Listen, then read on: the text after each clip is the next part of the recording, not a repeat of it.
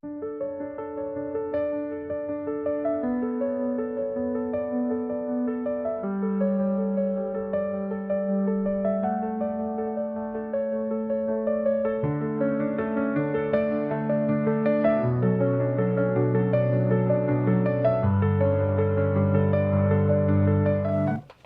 good morning mga ka-tribu. It's Wednesday once more.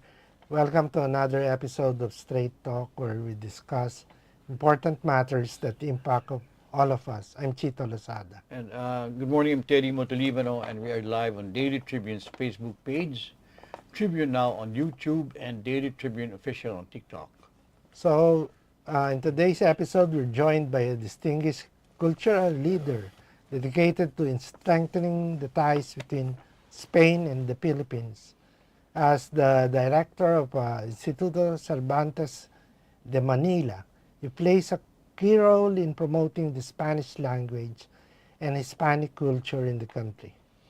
Instituto Cervantes-Manila offers Spanish language courses, cultural programs, and international certifications, making it a bridge between our shared histories and a center for academic and diplomatic exchange. So without further ado, let's welcome the Director of Instituto de Cervantes-Manila, Mr. Francisco Paco Javier Lopez Tapia. How are you, Paco? Magandang umaga. Good morning. Buenos dias. Buenos Buenos dias. dias. Maraming Buenos salamat. dias, Thank you Paco. very much for having us in here Thank you today. for your time, for it's a visiting pleasure. us here. It's a pleasure. Thank you. Thank you. So, you are the director for the Instituto de Cervantes. Can you Yes, say I am. can you say something more about a little background about the Instituto? The institute. When was it established here, and why was it?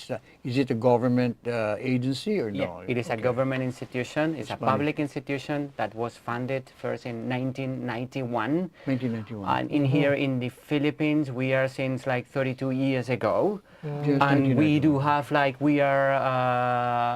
have like 102 Instituto Cervantes all around the world in different countries. We are present in 58 countries, and because we do have some like for example in Brazil we do have 6-7 Cervantes. It depends on the country and the attachment with the language and the culture. But yes, we are like present, as I said, in different countries, and our main task is to promote the language and the culture of the Spanish-speaking countries. And in order to do that, we do organize and foster language courses, and we do organize like cultural events in order to promote our cultural heritage and also the contemporary creation in Spanish. Like the main aim, I could say, is like to build bridges between cultures and to promote also the common understanding and the friendship of the different nations. For me, it's a real pleasure to work in Cervantes. I've been like almost all my work career inside of the institution. Since I was a child, I was very interested, in knowing all the cultures, knowing all the languages. That's why I studied translation and interpreting in the university. And then Spanish as a foreign language appeared, and I wanted to master that. And then I started in Cervantes, which is like the biggest institution, the most representative and prestigious one in terms of teaching Spanish all around the world. I started to work with them. And then I've been, I started as a teacher. Then I became In Spain or here? in always abroad. Always I've abroad. been like, as I told you, I was very interested about like different cultures, different countries. So first Cervantes, I applied for, it's a public institution, as I said, so you have to do an exams in order to get a position as a teacher. So I got the position officially, passing this exam, and they sent me to Beijing. Beijing? Which was like Wow, my what a my challenge. first yeah, it was. I was thinking like, why are they sending me to Beijing? Like, I think they should, because it was like this guy is able to go, like to the farthest place. So I was living at that moment in Madrid. They sent me to Beijing, and I stayed there for 5 years teaching Spanish. How was your experience? How did they welcome you? It was magical. I didn't expect such a warm welcoming because you do have like stereotypes in mind always. Sometimes when you think about other nations. Everything was new. They were like very, very welcoming. There were a lot of opportunities to grow both professionally and personally. So I remember those 5 years as very, very enriching. It was really, really a pleasure. And as I told you, there were a lot of things going on because, as you know, Spanish is a global language. It's expanding and like everyone is very aware of that global aspect. So we had like, by those time we were having like 5,000 students in there a year, so there was a big demand and a big opportunity to do things with them and to work in this promotion that I was mentioning before of the language and the culture. So the interest is there in Beijing to learn the culture. After Beijing, Spanish culture, they moved me to London. Then London, which was different. like different, but also very special because it's like it's very multicultural and there are a lot of things happening in there. Also, it's nearer physically to Spain, which sometimes make things easier.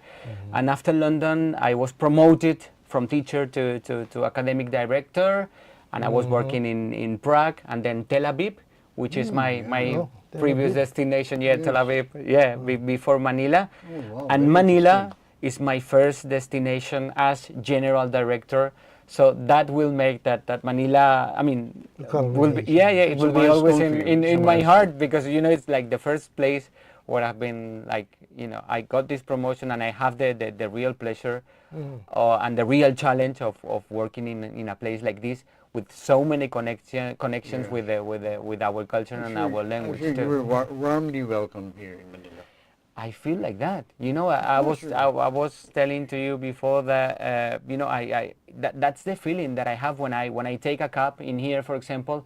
I do feel very welcome all the time, and I do see that there is a real interest in knowing more about the language and the culture and that's the general impression, and I'm very pleased to be here. Like Manila as a city, Philippines as a country, it has challenges as all the countries have, but in the day by day routine, in my routine and in my family's routine, even I could say, at the end, your human touch, your way of approaching things, it's very. It's very near, and it's very. It makes things easy, even if it at some point one can think, "Wow, Manila is a difficult city. It's chaotic. It's traffic. Come on." But there's a balance to it. Yeah, that's it. There's a human way of balancing things and making the experience like challenging and interesting and having the feeling of being in the place to be and in the place where things also may happen, because the city and the country are dynamic and open to discover things and to as I told you, create and building bridges and that's really Where have a you been pleasure. in the Philippines other than Manila? Where have you traveled in? I've been to Boracay. That doesn't sound very exotic, but I've been there as a foreigner. Then I've been to El Nido, Palawan, which I loved. Oh yeah, Amazing, amazing. Do you dive? Not yet, but I will. I promise before leaving the Philippines. Do you have a family with you? Yeah. Young kids? Yeah, I have 2 kids. Yeah, 2 Young- kids. young children. They are twins. They are 10 years old. Oh, And twins. they are twins. Are they male or female? They are male both and very energetic. I can just imagine. So I've been to El Nido and Palawan. I've been to Banaue, to the Banaue rice is terraces, Terraces, which were yeah. amazing. Yeah, I've been also to fantastic. Siargao, and in the near future plans, we have You should Bohol, go to Bacolod. Bacolod. It's a lot of Spanish families. The food is awesome. Okay. I'm telling you. Tierra, there's a Spanish, or maybe it's not Spanish. It's a world. It's really a gastronomic, and there are a lot of Spanish influences there. Okay, You would so enjoy I that. will write it down. You and let I me will, know. I will let you know. put you up. Bacolod. I will Okay, put you for up. sure. I will link you to all the Yeah. enjoyable things. Let's and go there. Enjoyable places. Yeah. Yeah, thank you very much for Okay. the suggestion. But- Maybe we can talk about the projects of the Institute in fostering cultural exchanges. 19 Its since programs. 1991. Boy, Yeah. you've been long here, Ironically, that was the time that the Spanish courses in the universities are being taken off. 2091. 91, How around did you that know time. that? Because I was How did you studying remember then. that? Yeah. I cannot remember that anymore. My goodness. 1991 was what? I was already working as a journalist. 1991 was I mean, Ramos. that's a Oh, fact. just before Ramos. No, Ramos. Before Ramos. It Yeah. was Ramos, 1990. 91 is still Cory. Cory Aquino. That's a fact, and the situation is the one that you are describing. Like Yeah. Spanish, went out of the educational system as a True, compulsory yes. subject, It's a and compulsory yeah, subject. it became like something optional. But at the same, I prefer to focus on the things happening in the other direction. Like Which at is? the moment, for example, we are like having courses in De La Salle, we are having courses in San Benilde, we are having courses in Poveda, which is an institution in the city. And from September, we will be working also in Mapua, we will be also working in Everest, which is also a secondary school in BGC. We are starting a very promising collaboration with the diplomatic school, depending from the ministry, the Philippines Ministry of Foreign Affairs. So, despite, not having the language as compulsory in the system, there is a big desire and there is a need of implement Spanish as part as they offer coming from many institutions that I prefer to focus on that, on the future and all the things that are appearing in the horizons and all the opportunities of collaboration. And then, as I said before, we are a public institution, so we do have a lot to offer. And we do get also public funding from Spain, from the Spanish government. So of course, there are some payments coming from these institutions in order to us to provide the services, but it's something affordable because we are very aware of these public characteristics of our DNA as an institution. So it really makes collaboration like affordable and possible for the institutions also. And that's the way for us like to dialogue with the local institution, because it doesn't make sense if you're like in your offices and your premises and not really having a contact with the people that are working in your museums, in your schools, in your university. The way of what it makes sense is to mix with these people and provide them the services that they are requiring. So that's what we do. Well, these programs that you have with the different institutions, Mapua, you said, Yep. and De La Benil, Salle, Benil. what are Benilde. these Spanish language courses? Poveda. Yeah. They are Spanish language courses. they are mainly Spanish language No, courses. so no, nothing like Spanish history or. But like history, culture, it's also they are part of the content of the courses. Okay. Of course, like mainly we are focusing on language. Like we want to provide a tool of communication, and our approach is very communicative. It's like language is something that helps you to communicate with other cultures. So we are very based in language, but you cannot separate language and culture. You cannot separate language and culture. And now that you mentioned history, the Philippines and Spain has a common history. So this history always gets into the classroom as a natural topic. And The language, the medium of 400 years. instruction is what? Is it in Spanish or we English? try to do the whole thing in Spanish. Spanish. Yeah, that's at the beginning. So if I'm going to enroll in one of these Yeah, courses, yeah. I have Better to learn have your I Spanish. have to have a book. No, you can be a complete beginner. You don't have to worry about that. But we have magical ways and pedagogical tools To make you speak Spanish. Yeah. Yeah, come and try, please. You Come know and what? try. It works. Have you ever thought of this? Filipinos love to eat. Yeah, To that's make it. to make your programs more exciting and interesting and more attractive to Filipinos, you should teach out Spanish cooking, But Spanish culinary. in January, we opened an exhibition about wine and architecture, and we did have wine tasting, tapas. also Wine Spanish, tasting. and we had some tapas also. Yeah, so we are very aware of how attractive food and wine is for the Filipino if you offer audiences. Spanish cuisine cooking or cooking Spanish cuisine, you will lack classrooms and chairs.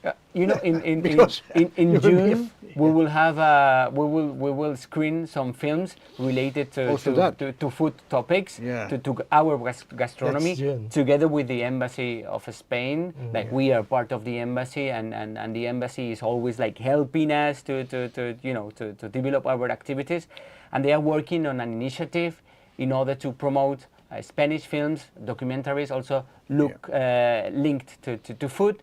And we are planning also to have some events in collaboration with some hospitality schools in order to show more about our gastronomy, and to maybe have like a tapas tasting thing. And You were here for Real Madrid.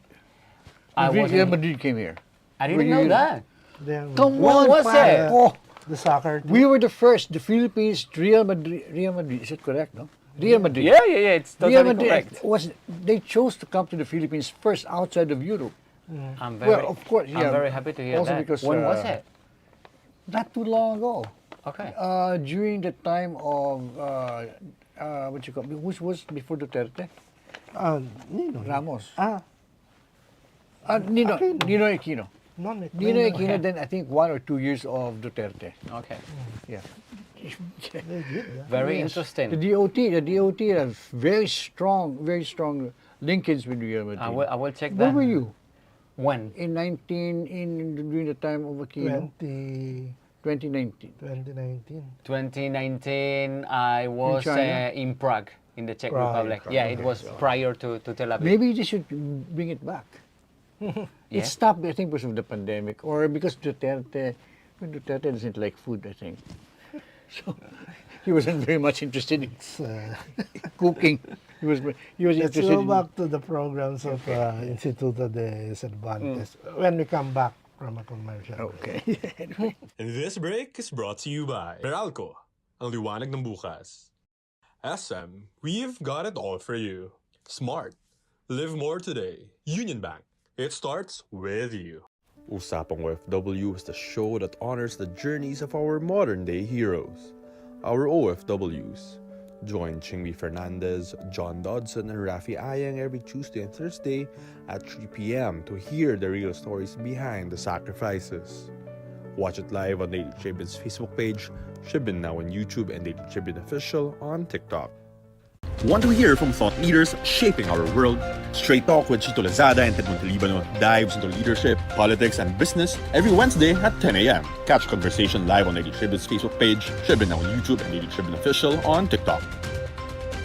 Ready for the hot takes of today's biggest issues? Hot Patatas with Vernon Velasco and Carl Magadia delivers the news that matters. Every Monday, Wednesday, and Friday at 3 p.m. Tune in live on Daily Tribune's Facebook page, Tribune now on YouTube, and Daily Tribune Official on TikTok, where the real talk happens.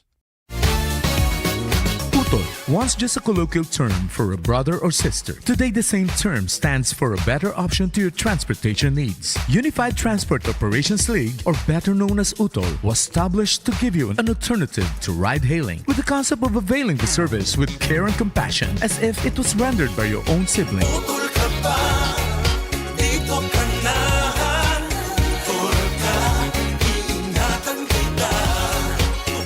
Now, who would you prefer to drive you home?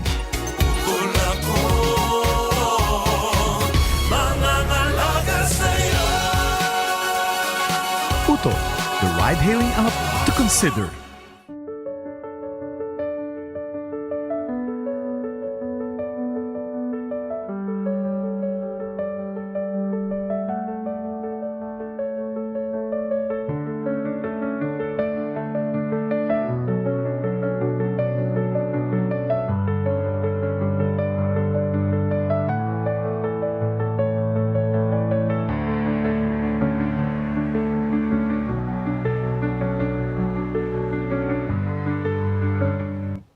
So we're back again with Mr. Paco here and Tapia. Tapia. Yeah, right? Lopez Tapia. Yeah, we have two surnames in Spain. Lopez is coming from my father, and Tapia is coming from my mother. Also, So you're using your mother's the surname. father's family name first. Yeah, but now you can change them if you're up to. So you legally you can. Before when I was born, it was like in the first position there was like the father's first name, and in the second the mother's first As you name. can say, Paco Lopez y Tapia.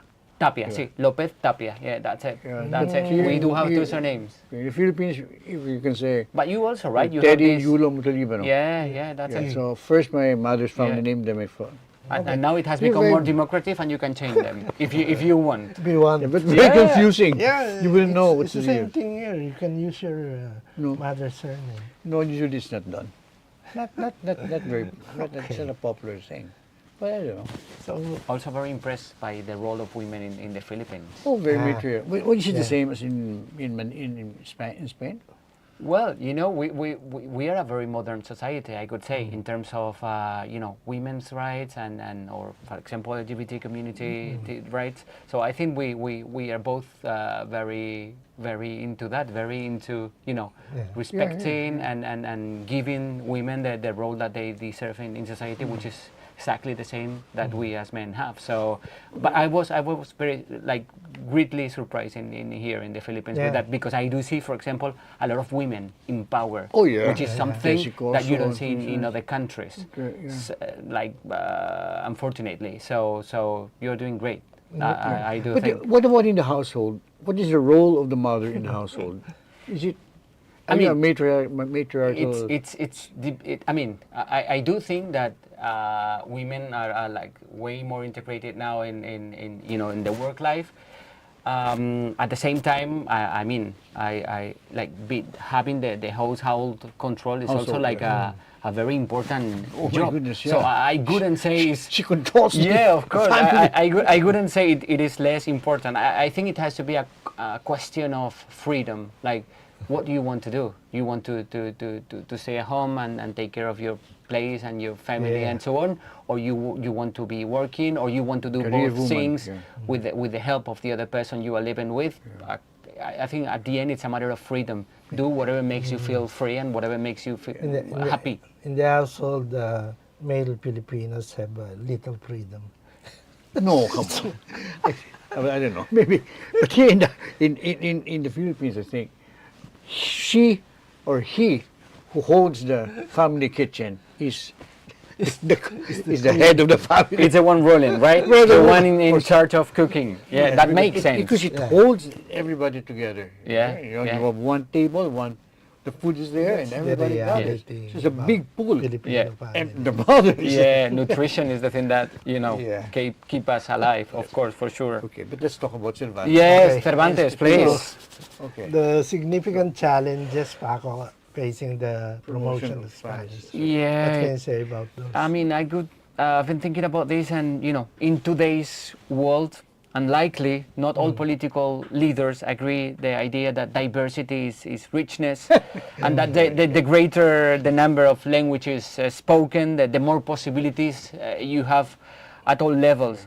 So we are focusing on transferring this idea that the more languages, the better in terms of academic, work opportunities, and even personal life experiences. Like the more languages you learn, the more open you become. So we keep on working in that.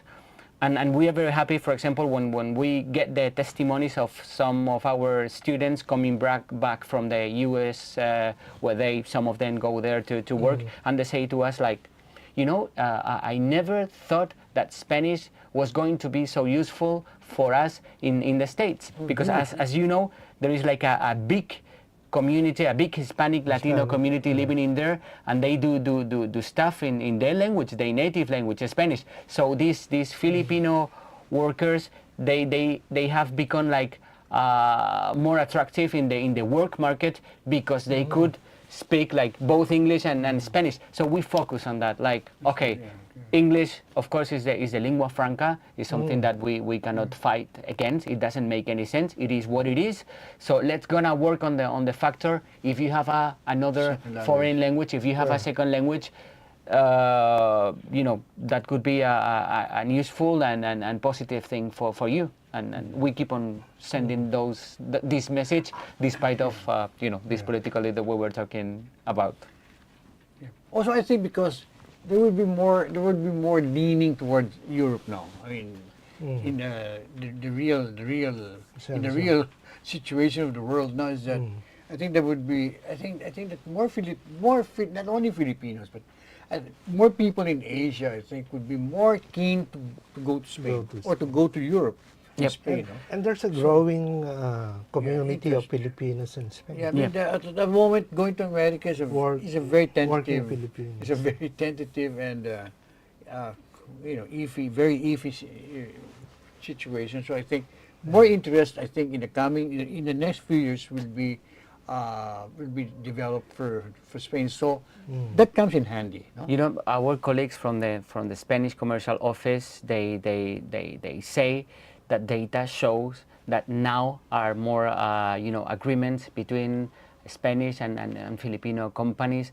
Also the data that we have regarding the number of Filipino tourists going to Spain, like to know the country, it's also increasing year by year. So it's a good moment for sure, and there is a real interest, and data show that. So that's the best credential. That's the best, one of the best indicators in order to determine that you guys are interested in knowing more about the culture, the language, and so on. Yes. Yeah. Right. Okay. And the Filipino workers are increasing also in Spain. Yeah, and you are very appreciated. Are there many OFWs? Is it a big number? It's a growing community. Yeah, it's a growing community, and when you are in cities like Madrid and Barcelona, you go walking, you come through a lot of Filipino people. So and they are very integrated in the culture and more and more people I know are now in Spain. Yeah, and also certain members of my family. Okay. Found themselves in Spain. I think. Is the climate? Is it the climate? Is it? I mean, it's the climate. It's the cooking and the familiarity with the culture. It's what we were talking before. Like we have a common past, so there's much more than unites than separate us. And food. Yeah, and food, of course. You love food. We do love food also. So there's a big connection. And there's a lot of similarity in the food that. Adobo, asado, whatever. Yeah, and as you were saying before, Spain is doing very well at this given time economically, for example. So it offers also a lot of possibilities. You see that you've turned around. Yeah. Data positive for us. Likely, let's hope the tendency. It used to be Germany. Germany used to be number one, or the economy was strong. But no, it's not. We've been working little by little. Even England, even Great Britain, the economy is not so. Yeah, despite of the difficult times we are going through.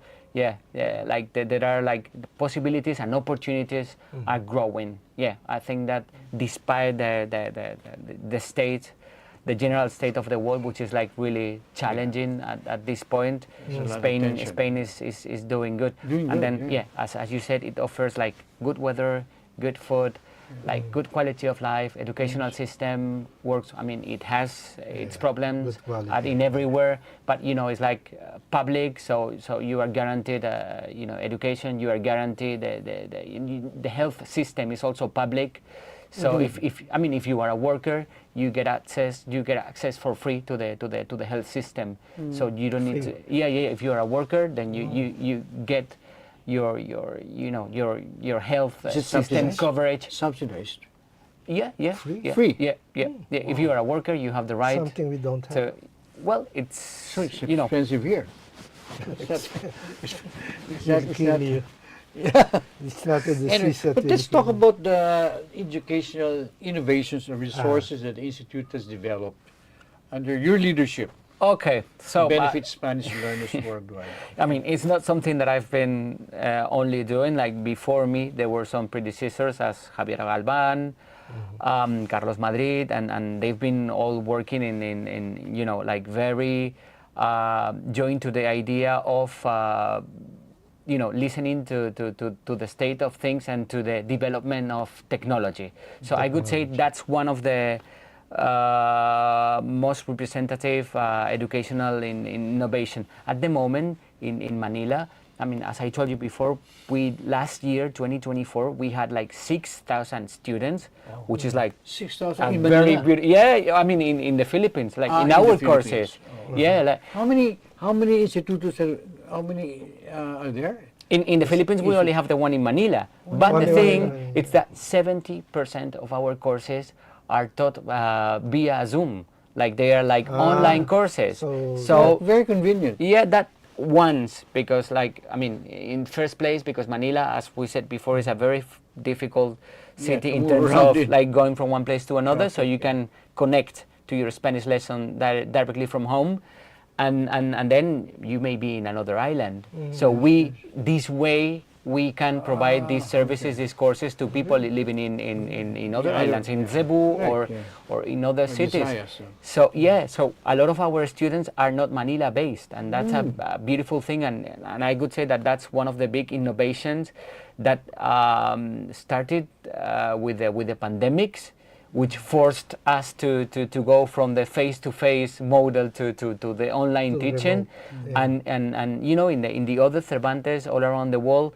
the tendency is to go back to the face-to-face lessons, but in here in the Philippines, this is the only Cervantes in the whole net of schools where we have like you know, 70% of the courses online, and it's given 70%. and it's caused because of Manila's situation and also because of the geography of the country. So in Better terms off. of opportunity for us, is like, you know, this capability of teaching out of Manila. It's something that it's innovative and very you know, useful and allow us to provide our services to other people out of Manila.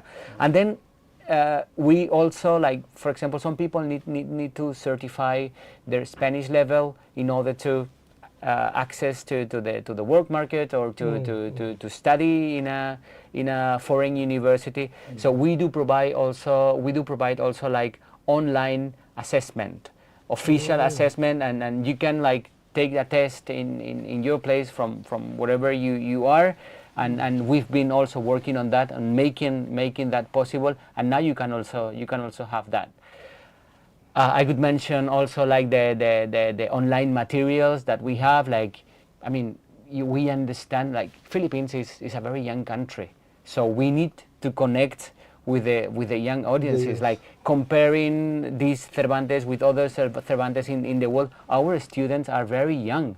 They are all like 20 something. Really? And they're You know, like interested in other, like learning in my Spanish. previous destination, for example, in Tel Aviv, the medium age of the students was like, you know, 40, 50. You know, like there were people already with a you know, work and a stable life, and they learned Spanish as a hobby or something. hobby. But in here is like something very Something, linked yeah. to okay, let's go and explore the different possibilities that Spanish offer. And we have these young audiences, so we are working on offering like innovative materials connected with what they like, cinema, music, and trying to also offer like modern contents to them. So I could remark that as a you know, as a key you know, improvement that we are trying to do in here. Also in Israel, because most of the 20-year-olds are fighting a war. Yeah, it was very Yes. tough. It was very tough to. I mean, we kept Cervantes open during the war because we wanted to offer also some hope in a way, despite the terrible situation. You know, we wanted to offer to our students the possibility of escaping from the terrible conflict in there. and studying Spanish and think about something like brighter, because the situation, it was really challenging being in there at this period. Yeah. How long were you in Tel Aviv? 2 years, from 2 2022 to 2024. Oh, wow. So I was in That's there really- on the 7th of That was the October. time. So Yeah. you were there. Oh, You yeah, were there. Yeah, I was there. So let's talk about that Terrible. after this commercial break. Wow, my. This break is brought to you by Meralco, ang liwanag ng bukas. SM, we've got it all for you. Smart. Live more today. Union Bank. It starts with you. Usapang OFW is the show that honors the journeys of our modern-day heroes, our OFWs. Join Chingby Fernandez, John Dodson, and Rafi Ayang every Tuesday and Thursday at 3 p.m. to hear the real stories behind the sacrifices. Watch it live on Daily Tribune's Facebook page, Tribune now on YouTube, and Daily Tribune Official on TikTok. Want to hear from thought leaders shaping our world? Straight Talk with Chito Lozada and Montelibano dives into leadership, politics, and business every Wednesday at 10 a.m. Catch conversation live on Daily Tribune's Facebook page, Tribune now on YouTube, and Daily Tribune Official on TikTok. Ready for the hot takes of today's biggest issues? Hot Patatas with Vernon Velasco and Carl Magadia delivers the news that matters every Monday, Wednesday, and Friday at 3 p.m. Tune in live on Daily Tribune's Facebook page, Tribune now on YouTube, and Daily Tribune Official on TikTok, where the real talk happens. Utol, once just a colloquial term for a brother or sister. Today, the same term stands for a better option to your transportation needs. Unified Transport Operations League, or better known as Utol, was established to give you an alternative to ride-hailing, with the concept of availing the service with care and compassion, as if it was rendered by your own sibling.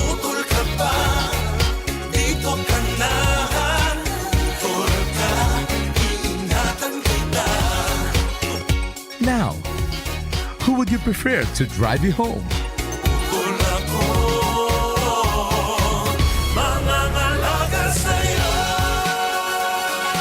Uto, the ride-hailing app to consider.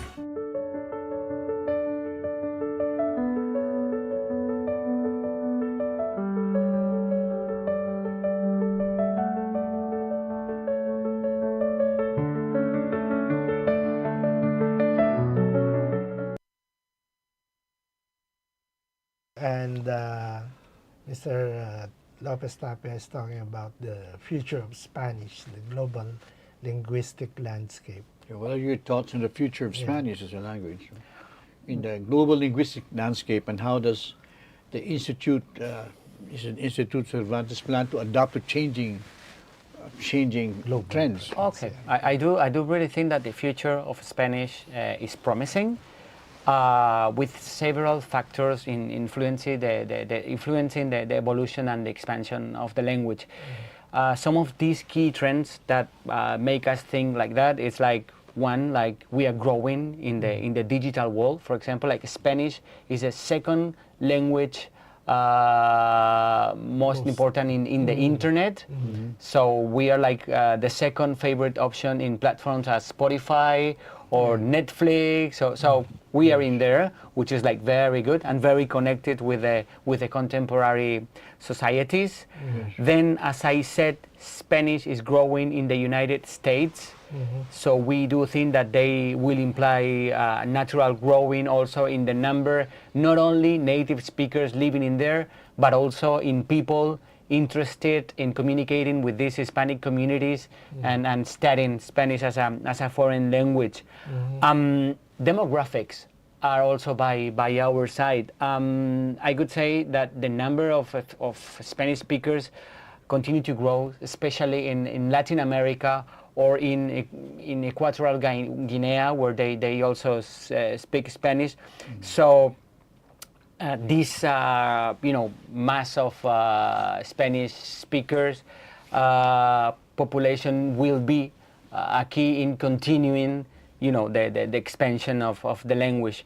And then I could also mention our presence in the education system and our this feeling coming from different governments, different countries, and and different communities, that Spanish it's a plus, it's a global language. So it's also a fact we do appreciate, like not only in the Philippines but all around the world, a tendency that shows that we are having more and more students, and not only in Cervantes. Spanish courses are also growing in university context. Some countries are even making it compulsory in their public and in their educational system. So they are adding Spanish as a possibility in the curricula. So we do see these movements, and that those movements make us think that the situation is positive and promising. Yeah, the growing may not be like very explosive, but still it's constant and we Growing. focus on that. Yeah, and growing. And At the so end. which countries are these that you're talking about where Spanish is, for instance, schools are instituting Well, for example, compulsory the education? Cervantes, which is having more students at the moment, is Delhi. Where? Delhi in India. India. Yeah. Wow, Delhi is the another one that has surprise. more students.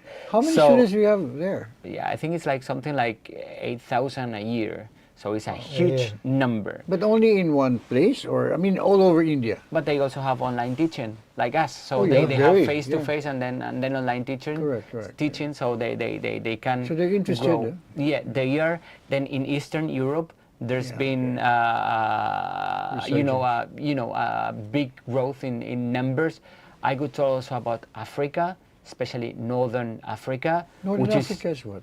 Morocco, for example. Morocco. They are very near to us, and the cultural and academics exchanges are at a good moment. So people are very interested in knowing more about the culture and the language. Brazil is also evidently very connected to the Hispanos in Latin America, to the Spanish-speaking countries in the region. So language will make possible to them to create economic relationships and cultural and so on. So we do have growing in there too. So yes. Are there variations to the Spanish language? I mean, if you speak Spanish, Yep. the way you would speak it in Manila, would your Spanish speaking here in Manila be understood all over? Spanish. Would it be understood in the way people speak Spanish in Venezuela or Yes. in Africa? Or Yes, I mean Madrid? there are some differences. There are some differences. For example, if you compare British Basco is English, different. yeah, but Very, that's very but that's a different. different language. It's a different we language do have altogether. different languages in Spain. It's in, So Basque is a different language. but it's in not a Spain, variety. same land mass. No? It's also based In the in Basque country, they Latin. speak Basque and they speak Spanish. So they speak both languages. And Basque is totally And different. In Yeah. Catalonia, they speak Catalan and they speak Spanish. Ah, so And these are- in Galicia, they speak Galician and they speak Spanish. Ah, So so these they are are different bilingual dialects. communities. No, it's different languages. It's Then language, we do though, have yeah. dialects. But what I was telling you is of course there are differences as they are in British and American English, for example. So we do have differences between Mexican and Spanish from Spain The language. intonation or Yeah, but then we understand each other without any problem. There may be some words that we don't use and they writing. use. Yeah, there may be some nuances in the pronunciation, but then you understand, and that's a very good thing because it makes the language more useful. It can take you to more places. Yes, So yes, we are different. But, yeah. We have differences, but they are not. They never make communication So, impossible. would you The go- opposite. Yeah. Mr. Lopez, would you recommend the reintegration of the Spanish courses in the Philippine schools? Of course, that The could make- Philippine, the curriculum. of that the could Philippine make us schools. very happy.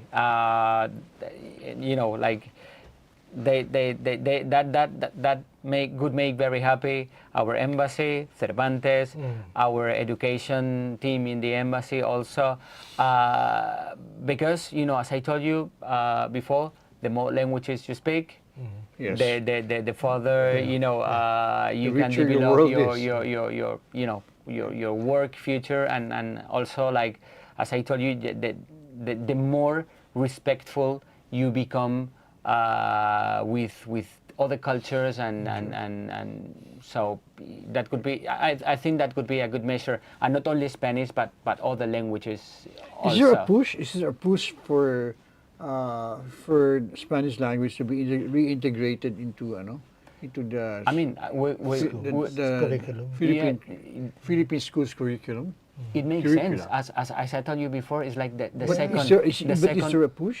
I mean, we are trying. We are in contact with the Do you- Ministry are of you lobbying? Education. We try to get Spanish. We do have programs. As I told you, we do have an education department in the embassy, which is developing a program with Filipino teachers that teach other languages. For example, they teach English, or they teach other subjects. So from this education department, they are like providing them like language courses, Spanish language courses, so in the future they can also become Spanish teachers. So we can provide these teachers to really? or universities or schools. So it's a very interesting project that they are promoting in order to because if you want the Spanish to be more present in the curricula, you also need to provide with the human resources that will make that possible. So yeah, we are working on that. Let's hope that. How much will it cost? This courses for example, These if courses, Philippine teachers go, these courses are for free. really? Yeah, we If I go to the Instituto, I mean, you need to be a teacher, and you need to make a compromise that you will be teaching Spanish in the future. public system. In the future. Do you have enrollees like that? Yeah, for sure. So they're teaching Spanish. Yeah, in this specific program, which is called FiliProf, we do have people that at the end will be like working as Spanish teachers in your system, and also this education department is sending Filipino to Spain in order to do a practicum to work as as English teachers for Spaniards, for Spaniards, because you Filipino has a very good command. Yeah, do you have a very good command of the English language? So they are part of this program. They get a salary. They have an stay in there. They teach us English, and at the same time they are learning the language and the culture. So when they come back, they can teach also Chito Spanish and in here. I can enroll in that and then teach Spanish. Please. Teach English in Spain. Please, for sure. Oh my goodness. Yeah, try. It's never late. Wow, my goodness. So I really encourage you to do it. We will have some bottles of beer. We're talking about that. Okay. Okay. Done. So can we?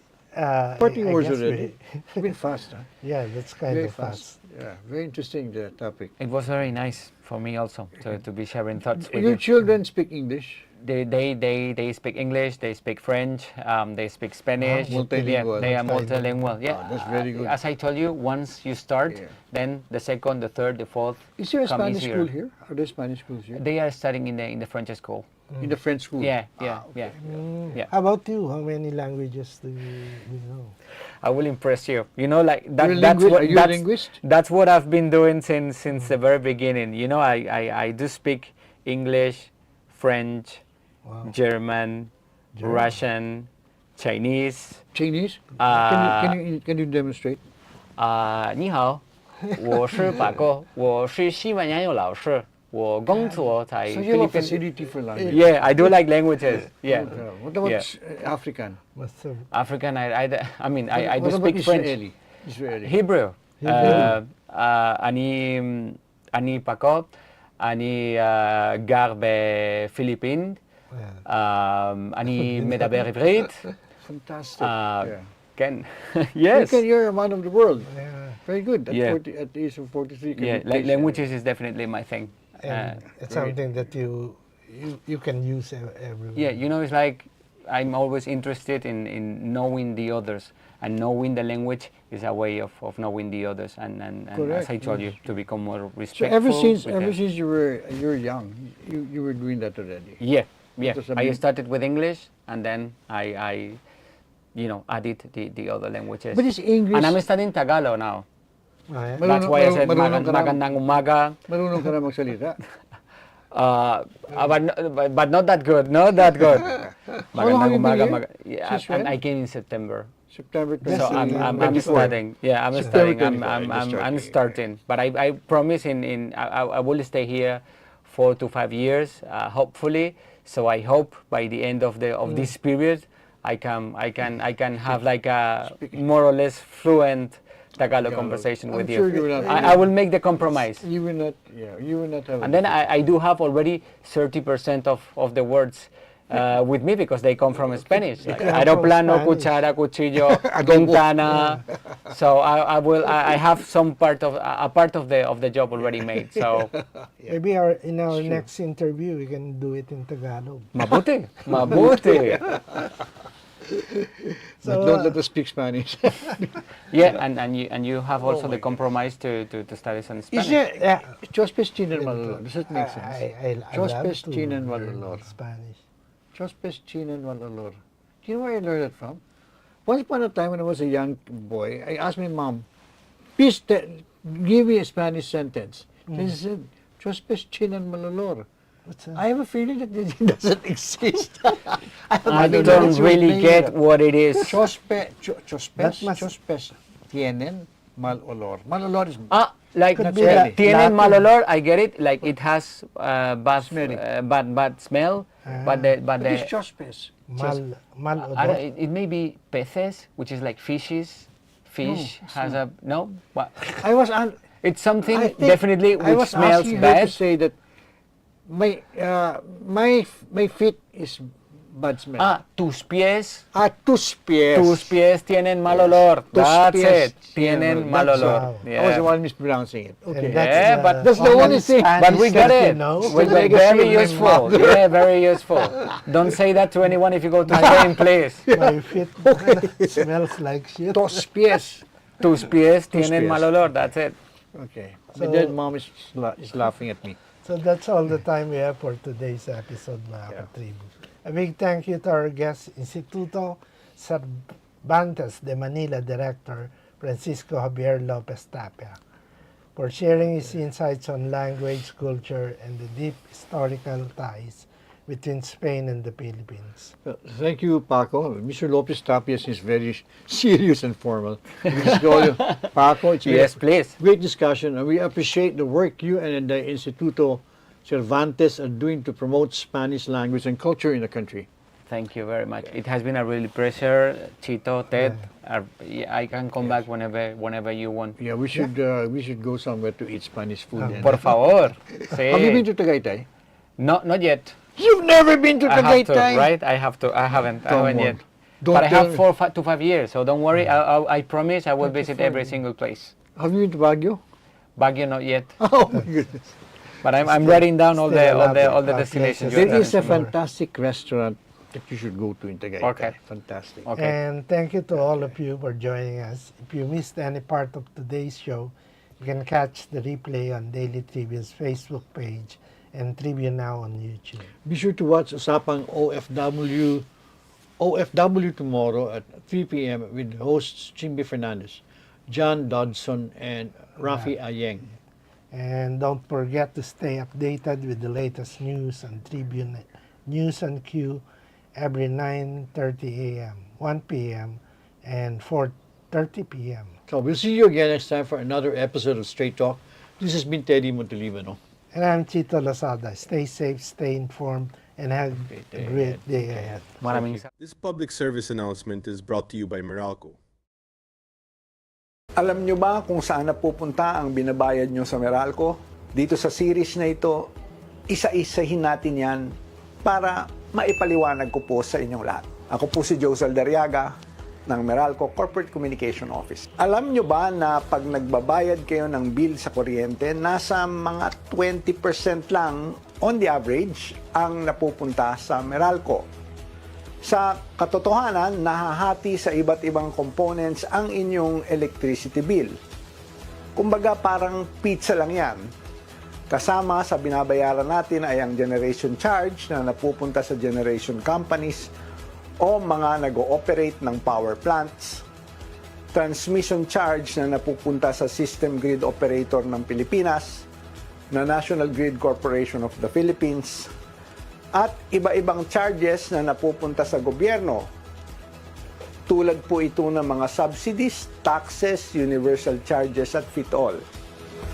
Kung tutuusin, tulad nga nabanggit ko, nasa around 20% on the average ang kabuang bill ang binabayad sa Meralco sa pamamagitan ng distribution charge.